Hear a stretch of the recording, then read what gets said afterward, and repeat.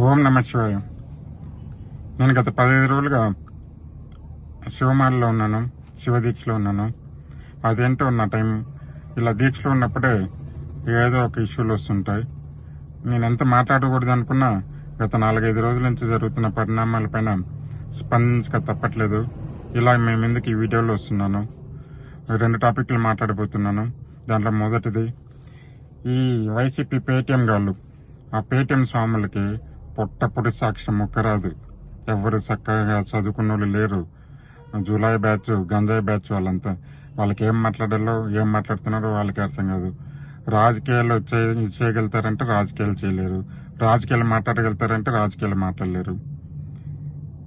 గొర్రెలు అవుతానే ఉంటారు, పదే పదే గొర్రెలు అవుతారు. అంటే జనాలు అంత అమాయకులు అనుకొని వీళ్ళ పాటికి వీళ్ళు రెచ్చిపోతుంటే జనాలు చూస్తూ ఉంటారని వీళ్ళు అనుకుంటారు. అది ఎందుకో అంత లో లెవెల్లో ఆలోచిస్తారు. అంటే టాపిక్ ఏమంటే, ఒక 4 రోజుల ముందు నివేదిక, తిరుమల లడ్డు పైన నివేదిక సమర్పించారు కదా, దాంట్లో వీళ్ళు సంకలు గుద్దుకుంటున్నారు. పవన్ కళ్యాణ్ గారు చెప్పినట్లు జంతు కొవ్వును కలపలేదంట అని నివేదిక ఇచ్చినారంట. అరే బాబు, నివేదిక పూర్తిగా చదవండి నాయన, మళ్ళీ మాట్లాడదాం.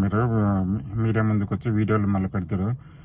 జంతు కొవ్వు కలిసినట్లు ఆధారాలు దొరకట్లేదు కానీ